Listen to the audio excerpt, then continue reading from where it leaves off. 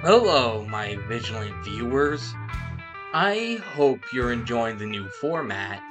Let me know if I should stick with it down below.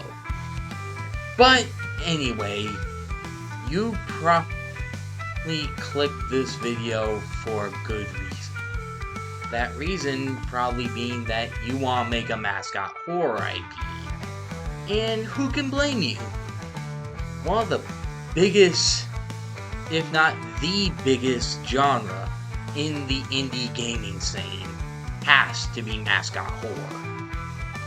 Starting with some big names like Five Nights at Freddy's and Bendy, to some newcomers like Poppy Playtime and banban, all of which have made tons of money. There's hundreds of thousands to possibly even millions of dollars up for grabs in this genre. So with many different people wanting to throw their own hats into the ring, and you maybe being one of them, let me give you my 7-step-by-step guide to making your own Mascot Horror IP. Step 1, figure out your concept. The first thing people will notice when looking at your new IP is the concept in every form of the word, from its premise to its gameplay to its atmosphere and so on and so forth. Since nothing is truly original from our world, it'd be wise to borrow elements from other franchises, horror or otherwise, as that's what a lot of IPs tend to do. Five Nights at Freddy's, for instance, borrows elements from animatronic restaurants like Chuck E. Cheese. Bendy borrows from old Max Fleischer-style cartoons, and more recently, Indigo Park borrows from Disneyland, and so on and so forth. But when coming up with a concept, the first thing you probably want to make up is the main mascot. Freddy Fazbear, Huggy Wuggy, Amanda the Adventurer. All of these people are the main faces of their respective franchises. They're the first thing people see when they come across your new IP. Now that you've got your concept and your mascot on place, it's time to dive deeper into what keeps your fans hooked in the long term, which is step 2, develop the lore.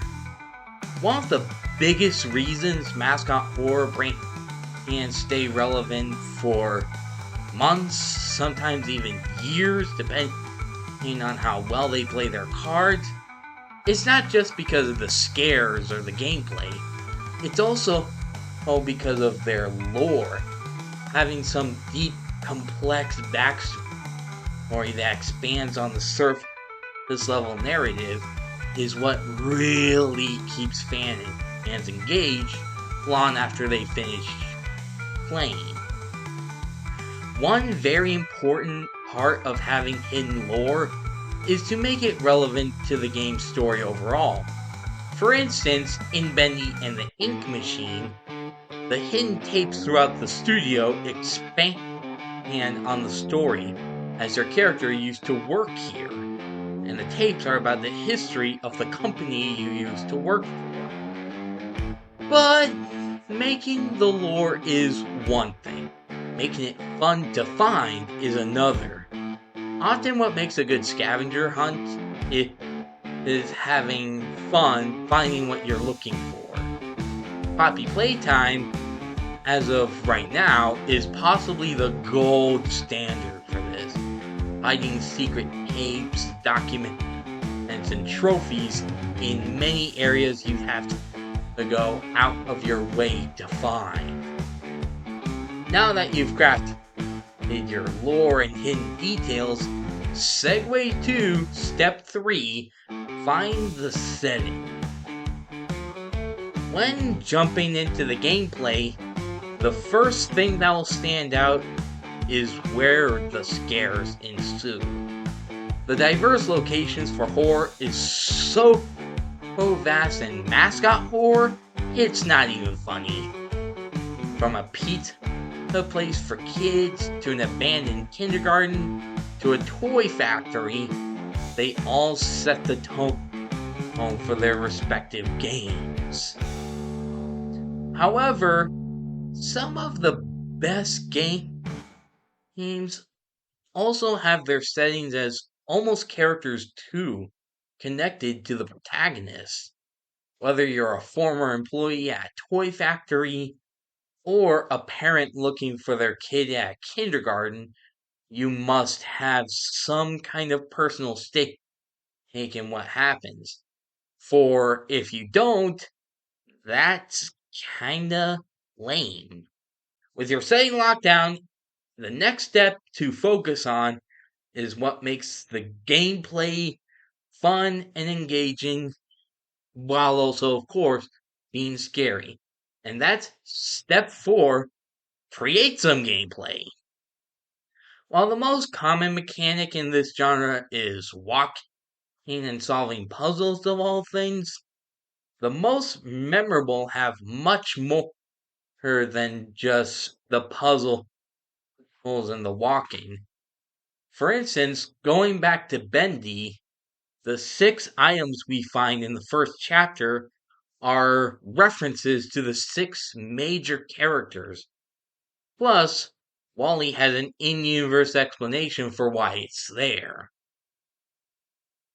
Now, of course, there's more than just one way to make your puzzles interesting. For instance, Amanda the Adventurer has us watching tapes for a kids show, ripping off the Dora the Explorer formula. So, dive into many as so, with that in mind, dive into many creative areas as humanly possible. Explore things like exploration, interactivity, and much, much more. Once you've locked in your gameplay, it's time for one of the more important steps. Step 5, experience your game before releasing. This step is absolutely crucial. Arguably, and like I said, the most important aside from the final one. Before releasing your Mascot Horror IP to the world, you need to take a step back and experience it from the perspective of your potential players. Why? Because if you don't find it enjoyable, engaging, or much less scary, chances are your audience won't either. So, play the game for yourself. Give everything a second look, and if you don't like it, fix it accordingly. But also, while your own perspective is important, it's just one piece of the puzzle. Ask a diverse group of people, friends, family, other game developers, even dedicated testers to play your game. Their feedback can help you find blind spots and other things you may have missed. Just ask Scott Cawthon himself. My two sons, Ian and Braden, they've been great. They've been great supporters, all these years. I couldn't have done any of this without those two. They've been just faithful beta testers for me. With your game polished and ready, now comes the fun part, getting the word out.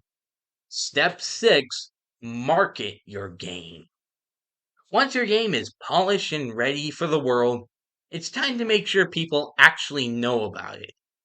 Great games don't sell themselves, especially in the competitive and extremely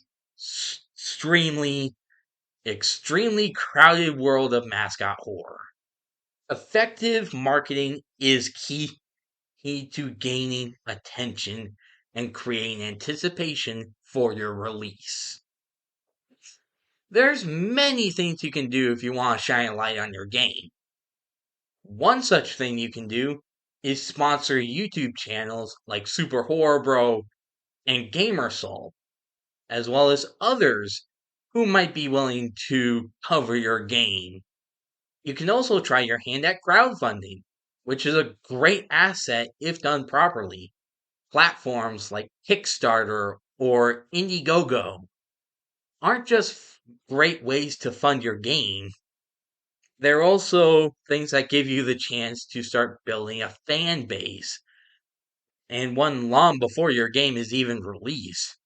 By offering exclusive rewards, early access, and even merchandise for backers, you'll encourage people to support your project while simultaneously creating a loyal community. Your backers must also be kept updated with the project, and that would add layers of excitement and anticipation. In addition to social media, considering setting up a website for your game. It doesn't need to be fancy, but should serve as a central hub where players can learn more, view trailers, and even purchase the game.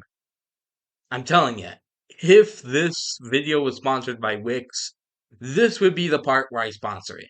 But I'll save that for when I actually get sponsorships.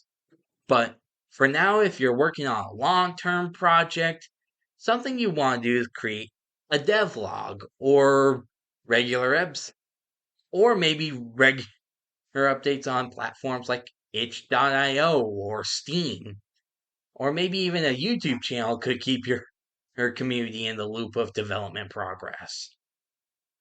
I'm not sure if this counts as mascot horror, but a great example is Buckshot Roulette, which started as a smaller experience on itch.io and eventually grew into a bigger game that you can now purchase on Steam.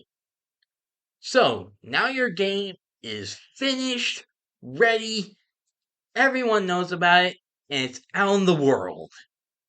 Now what? Now, we finally get to the final step. Step 7, listen to audience feedback.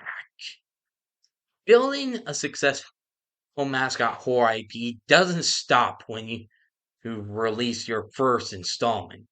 If you want to play the long game, pun intended, it's essential to keep your audience engaged and consistently improve with each release. Every game you make should build on what came before it, refining the experience and introducing new, exciting elements. One of the most important ways to ensure your game's success is to improve it with every release, whether it's through reviews, media comments, discussions on fan forums, or whatever. Take the time to understand why players loved and where they felt disappointed. So, that's my step-by-step guide. I hope it helps. But remember, while this can provide a solid foundation, success is never guaranteed, as nothing in life is certain except death. So, until then, stay dedicated, keep learning, and adapt as you go. So until next time, stay vigilant.